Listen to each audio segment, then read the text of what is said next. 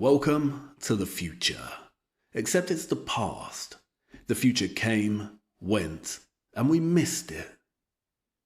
It always takes me by surprise how I change my mind as the years unfold.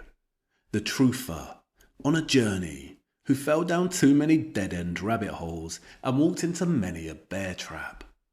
Truthers don't tend to change their mind much, do they?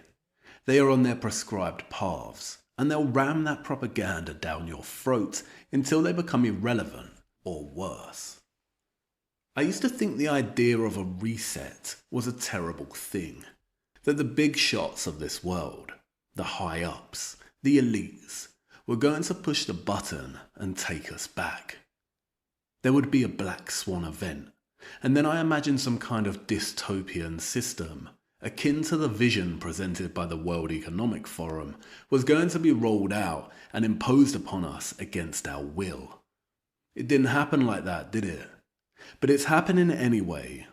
It's being slowly and subtly implemented. And all without any big fanfare or the announcement of a brand new dating system to mark the reset. A reset? Huh. We already live in some kind of hell. Since 2012, everything has steadily become worse. And I dare not speak my mind too much, but it's gotten to the point in 2024 where I do feel quite fed up with the whole state of things, especially the state of Europe. And I'm a positive guy, so I dread to think how others like me feel. Some days it feels like the only option is for someone, somewhere in the shadows, to push the button, to bring it all crashing to the ground, to burn the forest. How else do we escape this hell? It seems like the only answer is to tear it all down and then start again, a reset. Is it bad that, after all this time, and on some days, I start to want the black swan to emerge? That amorphous, elusive, and dreadful creature. The one I always thought would be terrible for all of us. And not just because I'm bored, and because I got hooked on the dopamine hit that pondering such events produces in the brain. No, but because, on some days, it feels like there's no alternative. Welcome.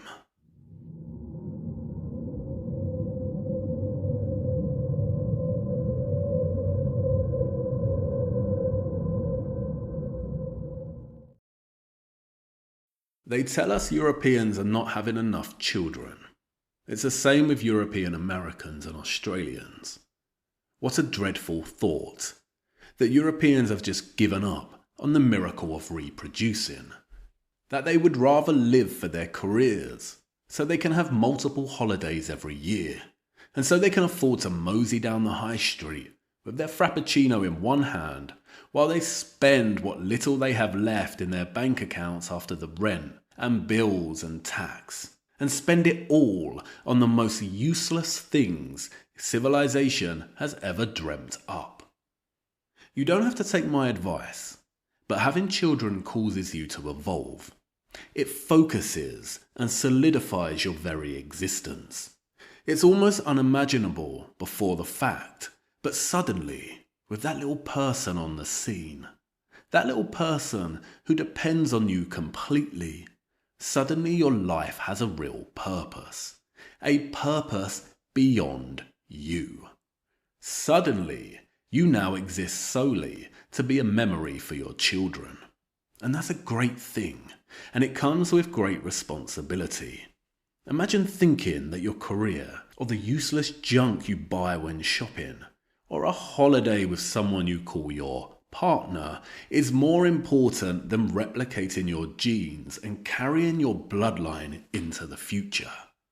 We really do live in some kind of hell, where we've given up on bringing new life into this world and spend most of the precious time we have in this one little life scrolling endlessly through a black screen. And what does The Matrix have to say about European birth rates? It says, and please do excuse the bad language, "Dear white men, you're fucked. You're being replaced because none of you have children. Even those of you bitching about the replacement online like little girls don't find the gumption to fuck. I see white men bragging about having 5 kids, as if it's an achievement. Lol. 5. Lol. Per year, right? Oh, all you white boys lost control of your women, and now they won't accept multiple wives anymore. Now they tell you they don't want any more kids. One's enough. They don't want to do their God-given job anymore. No, they want Instagram likes instead. So your genetic potential is stumped by the whims of some singular female. A female who takes 9 whole months to grow a single baby. Other races have multiple ovens for bread. We're not cucked. Some bitch is screaming at you about loyalty, and you're sitting there saying, yes baby, jerking off to when she's asleep, and maybe cheating with a side bitch. Condom on. Oh no, I couldn't get another woman pregnant. My wife would kill me. Total fucking losers. Soon your race will be nothing more than a few pages in a history book. A lesson on what happens when you fuck the female psyche so hard they're obsessed with money and social media, as opposed to being one of many baby factories for a king. 30 children minimum for the dons. White people, go talk to your best friend wife about what to do this weekend. Maybe you can take a nice walk around IKEA. Enjoy extinction. The greatest trick the Matrix ever pulled was convincing you that some have broken free to help you. Red or blue pill, who cares, you're still swallowing something. Andrew Tate's tweet highlights that the native Europeans are being replaced in their own countries through the importation of migrants from Africa, the Middle East and Asia. Is he wrong? Is this a conspiracy theory? Is it unfounded? Is it a dangerous thing to say? The Great Replacement. Everyone who has eyes can see it. The native, white, Christian European population is being replaced at an ever-accelerating rate. Let me back this up for you with some statistics from my home country.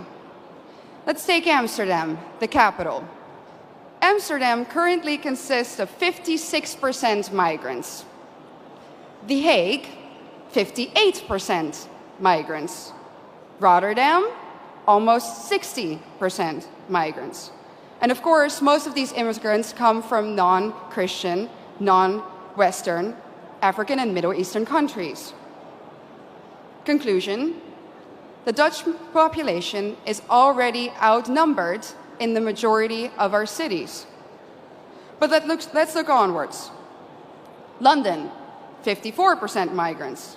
Again, conclusion, native population outnumbered. Brussels, color me shocked, 70% migrants. Conclusion, native population majorly outnumbered. And other Europeans will of course follow suit soon if they haven't already. So I'm going to draw the forbidden conclusion here.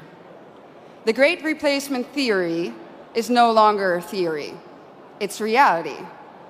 And what's interesting about replacement is that the establishment will either deny its existence, or when they admit to it, they say that it's a good thing that the native European population is soon no longer a majority on its own continent. Well, when you listen to what Tate and Eva are referring to, then no, they are not wrong. No matter where you fall ideologically, it just boils down to statistics. If one type of thing goes up and another type of thing goes down, then the latter will inevitably become less prevalent than the former. It's basic maths. As Tate highlights, the stagnant birth rates of Europeans, in comparison with the very lively birth rates of migrants, especially those who practice polygamy or have multiple wives, means that in the near future, the native Europeans will slowly start to become outnumbered within their own countries. And that's not controversial or racist or hateful. It's just statistics and a logical conclusion. And despite his tone, an almost gleeful euphoria at the notion that Europeans may go extinct, I'm sure many would agree with Tate on some level. And in some ways he is correct that yes, Europeans have an issue with decline in birth rates, and we need to keep having children. However, there is a nuance that is being overlooked here. And a gentleman who goes by the name of Vox Populi really hits this nuance right on the head with an article he wrote called Population Doom. I recommend you read it for yourself, and in its entirety, as I won't do it justice now. He acknowledges that it is indeed concerning that Europeans are having less than 2.1 children per family. But he also makes a very good point, and I've highlighted it here. Whenever I see people talking about population collapse, I am always quick to check the numbers. Let us stick with Japan. Again, Elon Musk has stated that Japan will cease to exist and its low fertility rate will be to blame. And yet there have never been more Japanese people alive now than at any time in history. The same can also be said of Europeans. The population of Europe has been on a steady incline since the 1600s. Now, in the 21st century, the population of Europe is starting to plateau. The idea is that nations with small populations won't be able to compete with the abundance of elite human capital to be found in nations which number in the hundreds of millions. This strikes me as rather odd. The population of England, for example, was never more than 10 million before the year 1800.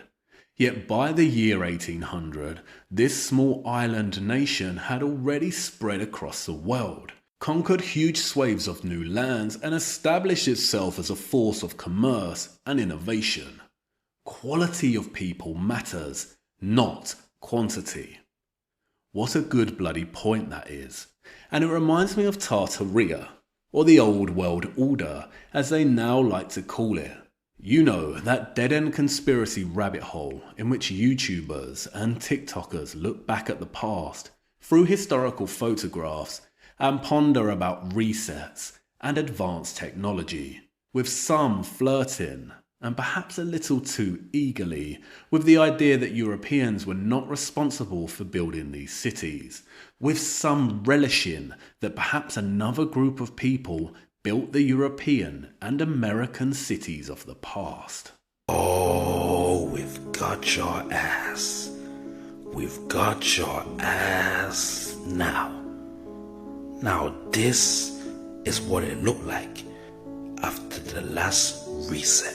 So after the fall of the Tartarian Empire, there was a lot of Tartarian tech just lying about, and the settlers, which you know as the founders, moved in and salvaged what they could. I mean, how many times have I told you that these men with the horse and wagon did not build these structures, and this is not their technology,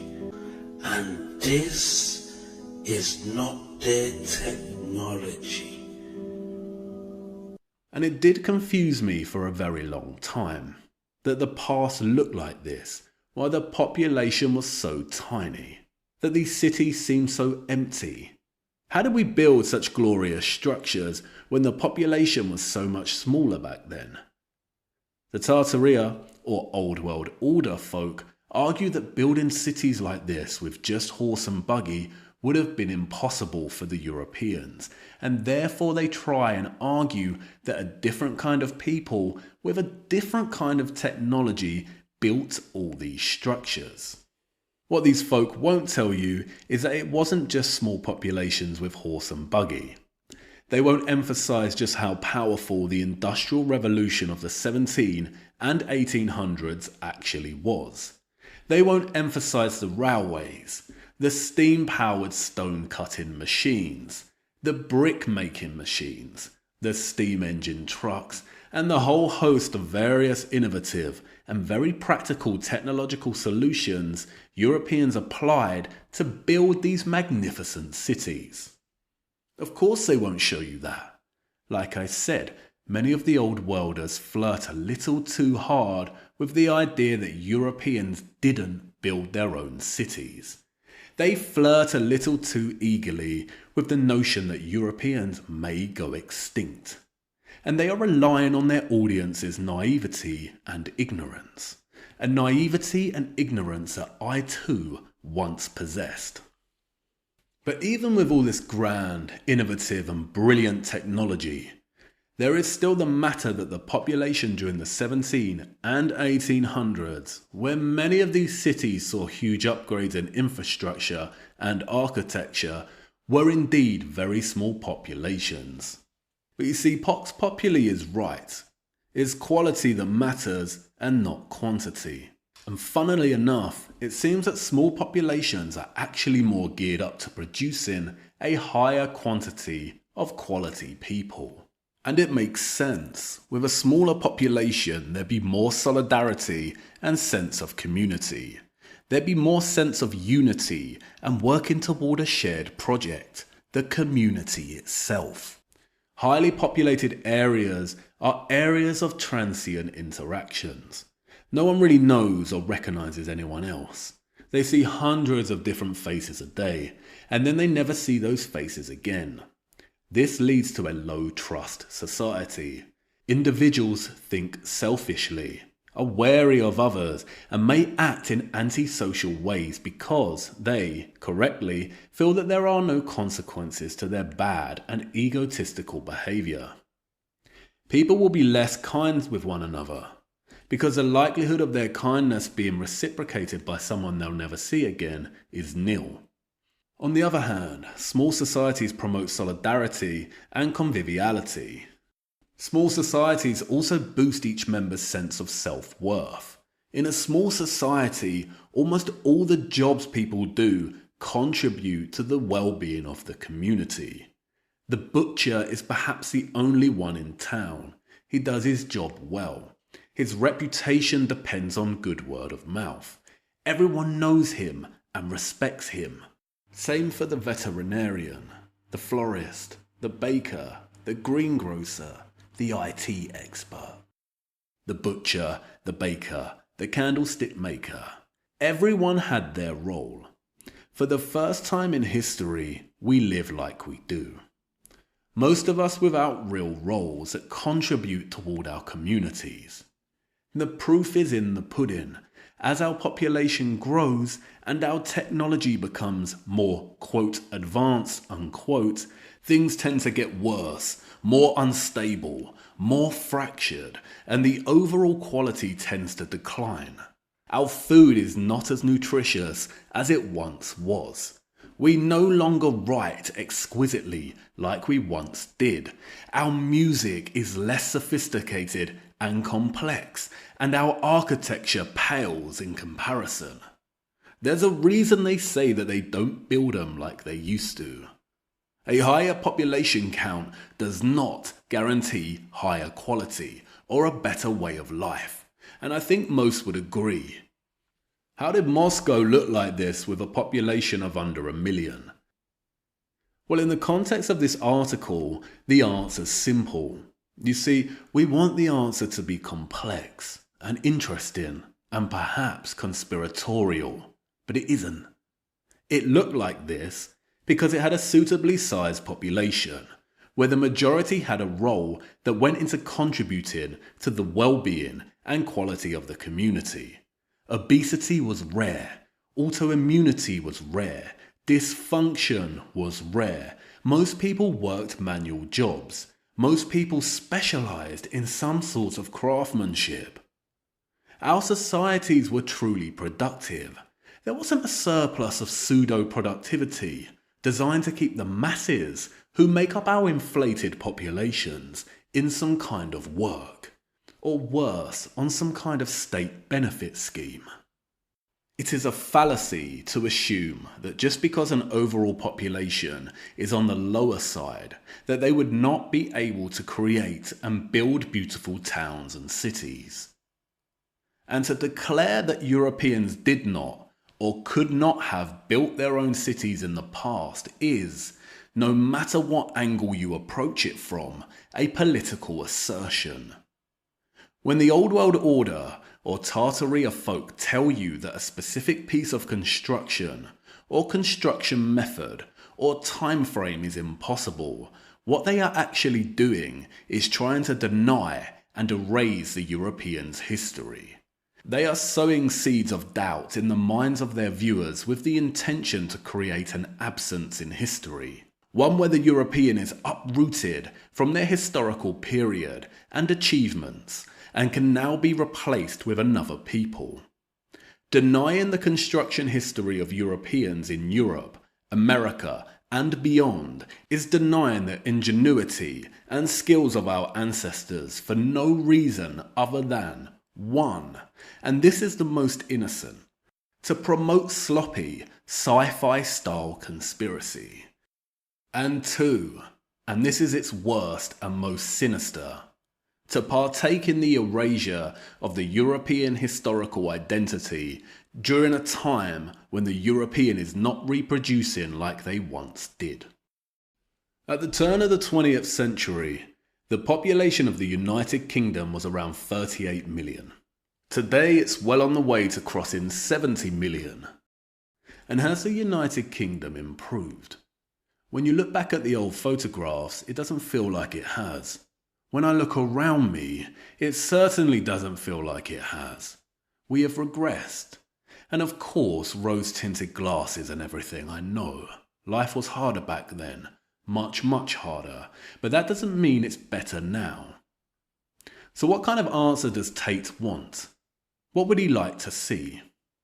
One solution, as Eva and others have highlighted, is just stop immigration, close the borders, and initiate remigration schemes. And that would be a start, again, in a statistical sense. But the reason we don't, or haven't implemented this, is because our economic models rely on endless population growth, and all to our detriment. Therefore, doing this does require at least some kind of financial reset. But closing borders is not what Tate is looking for here with this tweet of his. He wants to encourage competition. And is that the answer? For Europeans to start a breeding war with other races and peoples so already overpopulated cities and areas can continue to swell and grow until more space is needed, until we become even more bloated, and the quality of everything sinks to even lower levels. You see, polygamy doesn't result in a productive society. Those dons that Tate refers to, or the alpha male with many different wives, he may do fine, sure, but alphas are few and far between. Most men are useless when it comes to attracting women. And that's why in a polygamous society you end up with a surplus of unproductive beta males left without mating partners. And that's because most females in this type of society want to be part of the alpha circle. So left without mating partners, these beta males get into gangs for lack of company. And the surplus of beta males do not end up producing or contributing toward a higher function in society. A lack of female companionship and intimacy actually leads to their inactivity and low productivity. You see, polygamy doesn't work if you want greatness. That's why the West structured society around monogamy and enforced it through social codes of conduct. It allowed the majority of men to have a chance of having a wife and a family, and it resulted in a high productivity among most males in society. Monogamy is great for building great civilizations. The Romans knew it, the Catholic Church knew it. Europeans must start having more children. That's a fact. The rate is too low. But not to compete. Not because of some red pill theology, but because it really does change your life for the better. And because it would be a tremendous tragedy for Europeans to go extinct, as Tate puts it. But the problem is, so much damage has occurred in our society that it almost seems irreversible. How to change an already established generation's mindset? Why would I want to marry and have children when I can have fun, have a great career, or become a superstar? Or even do OnlyFans and make 70k each quarter? Why would I want to commit to a woman so early in life and have a family when I might meet that one who I've been waiting for later down the line? It boils down to that kind of mentality, doesn't it? Maybe there is something much better waiting for me in the future, or I'm young, I want to have fun. You see, that kind of social conditioning runs very deep now. You can't just reverse it by telling people to have more children. And then there's other issues, some burgeoning and new, like this cancer epidemic that's plaguing young people under the age of 50. And why is that happening now, and at a time of low birth rates? I'm sure if we followed and trusted the science and looked hard enough, we'd be able to pinpoint the cause. Nonetheless, I never seem to tune in to the mainstream media and find some good news. Just bad to worse. And on some days it does start to become a bit too much. When I find myself in Tesco's or packed in like a sardine on the underground, moving from A to B, and surrounded by people, by so many people, to the point where it feels like I cannot breathe because there is not enough space. And each day when I look on the news and see nothing but more and more spiralling, the cost of living, war, declining birth rates, cancer epidemics, the endless stabbings and crime, two-tier policing, protests in the West about everything other than the future of the West. When it all gets to me just a little too much, it's then that I do start thinking about that black swan. That thing that I think many of us can feel. We can sense it exists out there somewhere, waiting, and ever moving closer. And is that messed up? Is it wrong? On some days I feel like it can't come quick enough. Is it wrong to look at these old photographs of such quietness and such glory, and to long for this kind of Europe again? It would take one hell of a black swan though, wouldn't it? A mud-flood cataclysm certainly wouldn't do it. And then the feeling passes and I'm back to feeling okay and not wanting the black swan, and feeling that I was foolish to even think such things, that I shouldn't tempt something like that. But pondering black swan events does make me think of the Black Death of the Middle Ages, and how it wiped out a third of Europe's population, and how it disrupted medieval Catholicism, that ever wondrous and mysterious form of Christianity, the most unique form of Christianity and the only ever real European expression of Christianity. Once upon a time, Europe was a realm of cathedrals, and the Black Death changed everything. A proper great reset. And what happened in its wake? Well, Europeans didn't go extinct, did they? The continent wasn't taken over by polygamous dons from the east, or Africa, or some other place. And Europeans didn't resort to polygamy to increase the population numbers. No, what happened was a boom in creativity and art, innovation in technology, and a revival of the classical world that once made Europe the greatest of all time. Dear white man, you're not fucked. You've never been fucked, and history teaches us that. It's just at present there isn't an immediate solution or answer at hand to resolve the major problems plaguing the West. And maybe the black swan is the answer or the opportunity, the event, the forsaking of all contracts, the force majeure. I'll be damned if a flood isn't coming. But then again, we've been saying that for years, right? And maybe it will never come. And maybe it's not good to egg something like that on. Maybe wishing for a reset is going a little too far. And maybe, just maybe, things will continue to get worse and worse. Maybe we haven't even seen the worst yet. That's right, swallow the black pill of doom and accept it. And then get over it. And focus on starting a family and building a good life, which is all in our control. And then suddenly, just like that, it will all click into place. And that's a white pill at the end of the rabbit hole. And it's the only pill you've needed since beginning this journey. You can have the best time during the worst of days.